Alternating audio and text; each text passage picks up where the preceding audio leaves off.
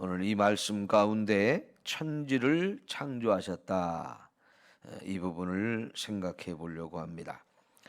천지라고 하면 하늘과 땅이죠. 그런데 이 하늘과 땅을 말할 때 히브리어 원어로 보면 하늘을 복수형으로 표현을 했습니다. 왜 복수형으로 표현을 했을까요? 하늘을 복수로 생각하는 것은 우리에게는 없는 그런 개념입니다. 이거는 히브리인들이 가지고 있는 아주 독특한 사고 방식인데요. 하늘을 복수로 표현할 때 여러분 사도 바울이 고린도전서 15장에 보면 셋째 하늘에 갔다 왔다는 표현을 하죠. 셋째 하늘. 하늘을 첫째 하늘, 둘째 하늘, 셋째 하늘로 표현하고 있어요. 그래서 지금 여기서도 하늘이라는 단어를 복수로 이렇게 표현하고 있는데요. 유대인들이 그렇게 하늘을 첫째 하늘, 둘째 하늘, 셋째 하늘로 생각하고 있다는 뜻입니다. 첫째 하늘은 그럼 뭘까요? 우리 눈에 보이는 하늘을 말합니다. 요즘에 하늘을 보면 얼마나 참 아름다워요. 그죠? 색도 아주 파란색으로 예쁘고요. 거기에 구름도 이렇게 뭉게뭉게 이렇게 있는 그런 모습을 보면 하늘을 보는 순간 아, 가을이다. 이런 느낌이 확 다가오지요. 더구나 요즘에 우리가 전염병으로 인해서 많은 부분에 활동이 이렇게 줄어드니까 미세먼지가 없어가지고 참 하늘이 깨끗해 보여요. 그죠? 언제 그런 하늘을 보았는지 생각이 안 날 정도로 미세먼지가 참 너무 많아서 하늘을 깨끗한 하늘을 보기가 어려웠었는데 금년에는 이 전염병으로 인해서 많이 우리가 활동이 적어지니까 미세먼지도 적어지고 하늘도 참 깨끗해져서 하늘을 볼 때마다 기분이 참 좋아요. 하늘을 좀 자주 보세요. 예. 대답들이 없으시네. 여러분, 근데 그 첫째 하늘이 바로 우리 눈에 보이는 하늘을 말해요. 거기에는 구름도 있고요, 해도 있고요, 저녁이 되면 달도 있고 별도 있고 이 눈에 보이는 이 하늘, 여기를 우리가 대기권이라고 이렇게 말하지요. 그런데 그 하늘로 점점 더 높이 올라가게 되면 그곳을 둘째 하늘이라고 표현하는데 거기를 우주 공간이라고 말할 수 있어요. 우주 공간. 우리 눈에 보이기는 하지만 또 보이지 않는 그 너머까지. 여러분 과학자들은요 지금도 우주가 계속해서 커지고 있대요. 그 과학자들에 의해서 설명되어지는 걸 보면 이 온 우주 만물이 창조되어질 때 빅뱅이라고 이렇게 표현을 했거든요. 빅뱅이라고 하는 아주 큰 폭발이 일어났대요. 어떤 힘이 막 모이다 보니까 어떤 힘이 굉장히 많이 모이다 보니까 그 힘이 감당이 안 돼서 어느 한순간 팡 하고 폭발을 해가지고 지금 우주 만물이 이렇게 만들어졌다라고 표현을 하거든요. 그러니까 그 폭발을 하면서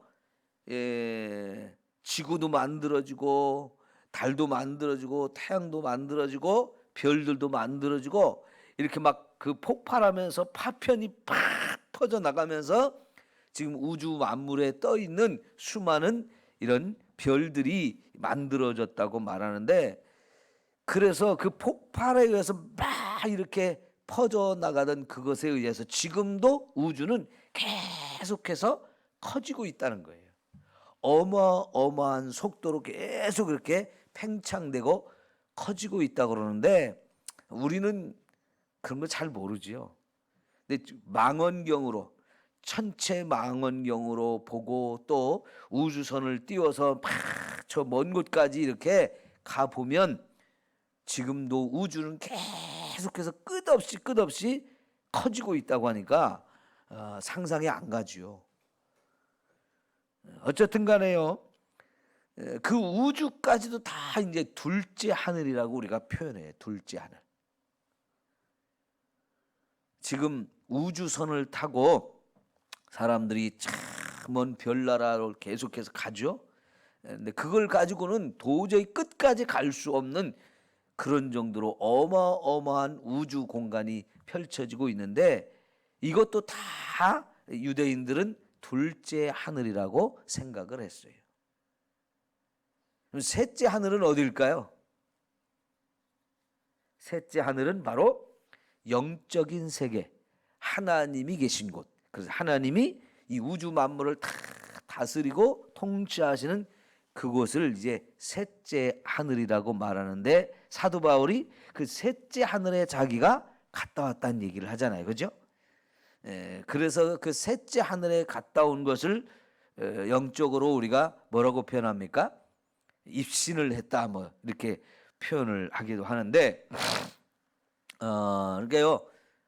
천국을 보고 왔다, 지옥을 보고 왔다 하는 사람들이 종종 있잖아요. 그 바로 이 셋째 하늘을 말합니다.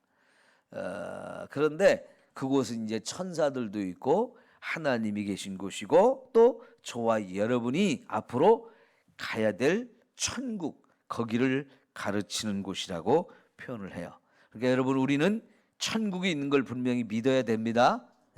유대인들은요 그 천국이 있다는 걸 믿으면서 하늘을 이렇게 첫째 하늘, 둘째 하늘, 셋째 하늘 이렇게 표현한 것을 볼 수 있어요. 자 그런데 여기서 하나 제가 전에 이제 설명해야 되는데 빼먹고 못한 부분을 하나 더 설명을 하려고 하는데 하늘이란 말이 이게 복수로 되어 있기 때문에 여기서 하나 생각이 나서 하는데요. 하나님이라는 단어도 사실은 복수로 표현되어 있어요. 이 하나님이라는 단어 히브리어로 뭐라고 표현했죠? 엘로힘이라고 했어요. 엘로힘.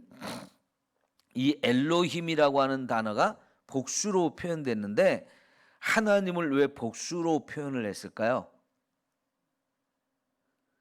우리가 언뜻 생각하면 삼위일체 하나님, 세 분의 하나님이면서도 동시에 한 분이 되신 하나님이기 때문에 복수로 표현한 것 같지만 물론 그 의미도 조금은 있어요 여기. 그러나 사실은 여기서 하나님을 복수로 이렇게 표현한 것은 뭐냐면 단수형도 있어요.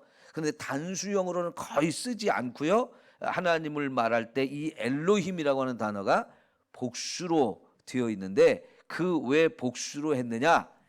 한번 따라 볼까요? 장엄복수. 장엄복수. 이렇게 표현하는 복수를 뭐 숫자가 많아서 복수로 표현하는 게 아니고 원래 하나님을 말할 때 우리가 한 분 하나님이라고 표현하지만 그 한 분 하나님으로 말하기보다는 그분을 하나님을 복수로 표현할 때는 왜 그러냐면 장엄함을 나타내기 위한 거예요. 하나님은 정말 장엄하신 분이다. 대단한 분이다. 어마어마한 분이다.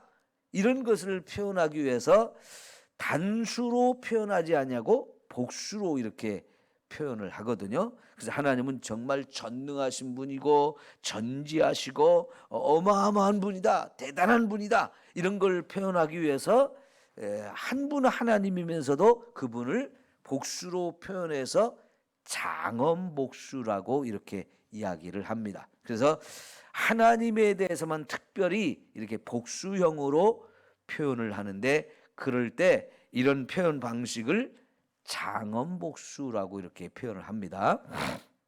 그러니까 이것은 숫자가 많아서 복수로 표현하는 게 아니고 하나님의 위대하심, 하나님의 어마어마한 그런 부분을 표현하기 위해서 의도적으로 복수로 이렇게 표현한다는 것은 여러분이 상식적으로 알아두시면 좋겠습니다.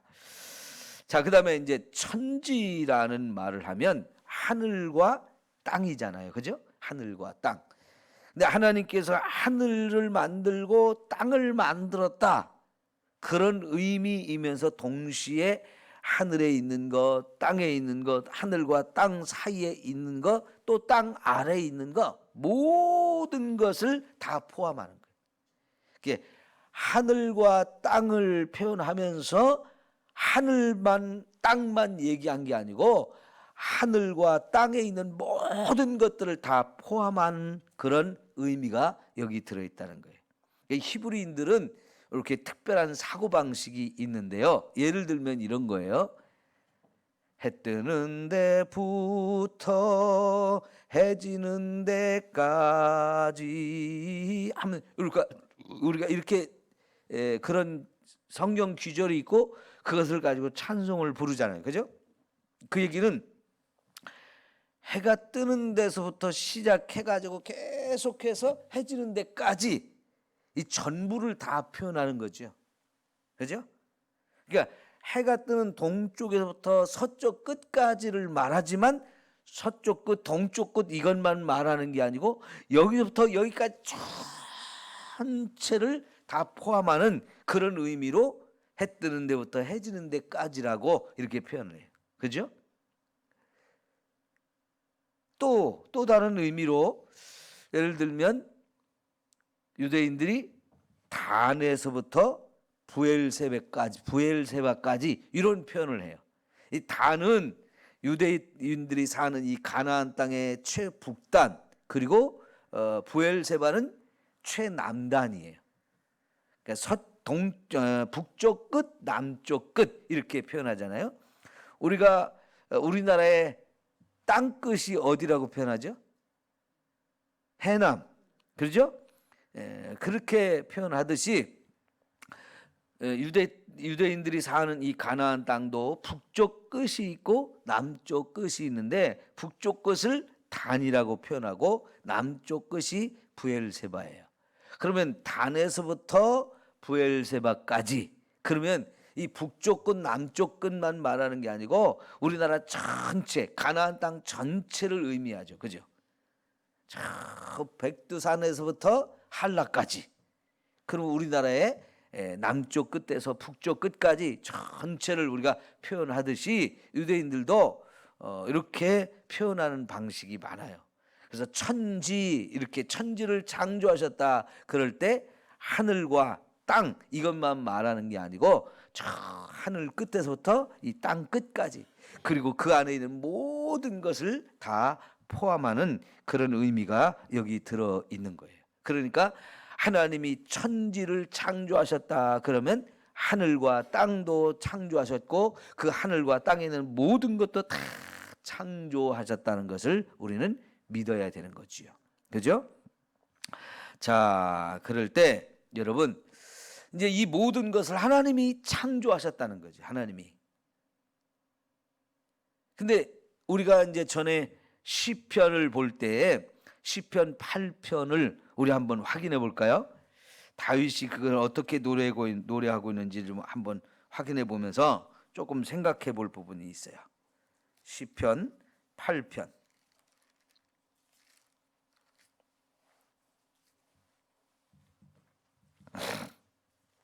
자, 1절부터 한 3절까지 볼게요. 여호와 우리 주여, 주의 이름이 온 땅에 어찌 그리 아름다운지요. 주의 영광이 하늘을 덮었나이다. 주의 대적으로 말미암아 어린아이들과 젖먹이들의 입으로 권능을 세우시며 이는 원수들과 보복자들을 잠잠하게 하려 하심이니이다. 주의 손가락으로 만드신 주의 하늘과 주께서 베풀어 두신 달과 별들을 내가 보니 그랬어요. 자, 여기 보면 주의 이름이 온 땅에 어찌 그리 아름답습니까? 라고 표현하고 있어요. 온 땅이라고 말하죠. 세상 모든 이 땅 위에, 그리고 그 안에 있는 모든 하나님이 만드신 것을 보니까 얼마나 아름다운지. 이 모든 것을 창조하신 분이 하나님이시라는 것을 느끼면서 그 하나님의 이름을 우리가 생각하지 않을 수가 없다는 거죠. 다시 말하면 다윗은요, 양을 끌고 여기저기 다니면서 그 양떼를 먹이고 돌보는 가운데 세상 어디를 가도 또 무엇을 봐도 다 거기서 주님을 만나게 되고 주님의 솜씨를 느끼게 되어진다는 거예요. 땅을 보아도 그렇고 하늘을 보아도 하나님의 영광으로 가득 차 있다는 거예요. 그리고 그 하늘을 보았을 때 하나님의 손가락으로 만들어주신 하늘과 해와 달과 별들, 그 하나님의 손가락으로 만드셨다라고 표현했거든요. 근데 하나님이 손이 있나요, 없나요? 그건 아니죠.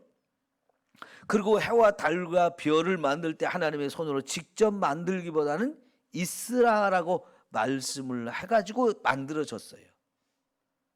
그런데 다윗은 그것을 주의 손가락으로 만드셨다라고 표현하는 이유는 뭐냐면 그 모든 것 하나하나를 만드실 때 하나님이 그냥 대충 만든 게 아니라는 거죠. 마치 우리가요, 손으로 섬세하게 뭔가를 만들듯이 하나님이 정말로 그 하나하나를 오묘하게 너무나 아름답게 만드셨다라고 말씀을 하고 있는 거예요. 여러분, 저 강원도 송편을 여러분 먹어보셨습니까? 강원도 송편이 모양이 어때요? 그냥 한번 꾹 주물렀다가 놓은 거죠. 근데 우리는 송편 만들 때 어떻게 만들어요? 그렇게 안 만들죠. 정말 손으로 아주 이렇게 해가지고 이쁘게 만들어요. 근데 강원도 송편을 보면은 왜 이렇게 만들었어? 뭔 떡이 이래? 할 정도로요. 사실은 볼품이 없어요. 그냥 손으로 한번 꾹 쥐었다 놓은 거예요.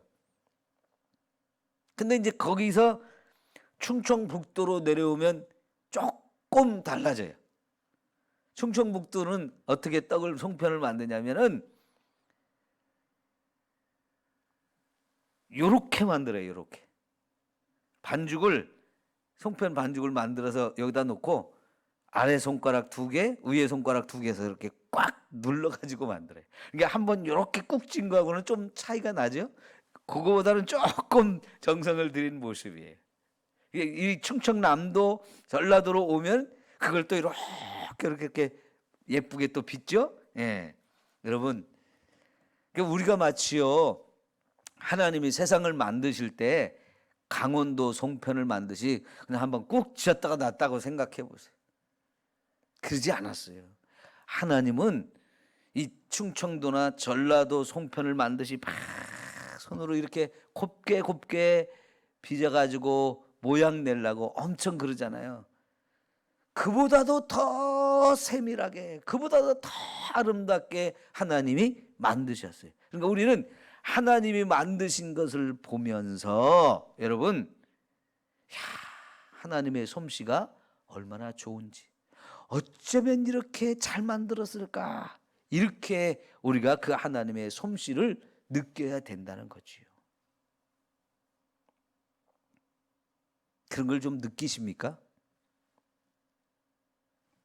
여러분, 이 컵 하나도 말이죠, 처음에 이 컵을 만들었을 때보다 세월이 지나면서 자꾸 더 개선하고 더 잘 만들고 해가지고 이 컵이 훨씬 좋게 아름답게 만들었어요. 여러분, 이 컵은 따뜻한 물을 담든지 차가운 물을 담든지 그 온도를 오랫동안 유지하게 만들었죠.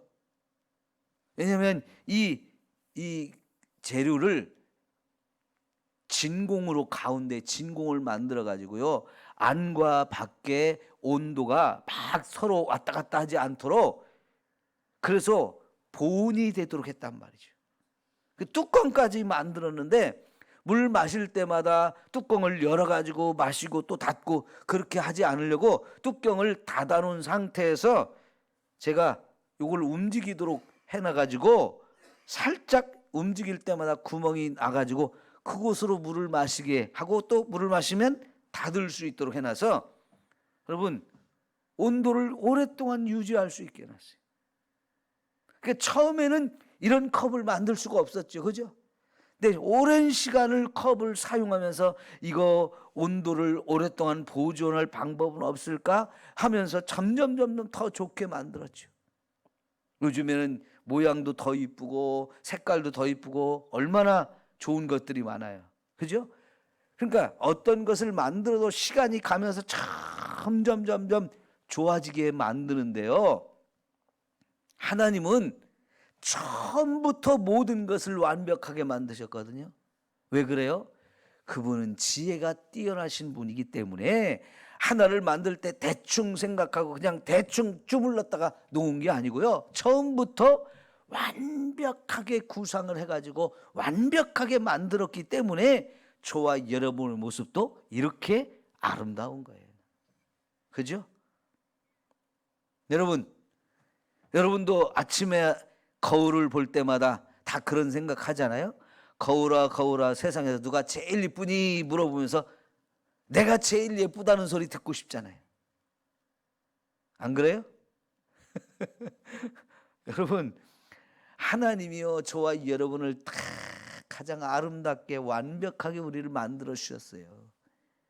하나님이 진짜 우리를 만드실 때 강원도 송편을 만들듯이 한번 꾹 쥐었다가 그냥 던져놓은 존재로 우리를 만들지 않았다고요. 우리를 참 너무나 이쁘고 아름답게 세밀하게 만드셔서 오늘 저와 여러분이 세상을 살아가는데 불편함이 없는 거예요.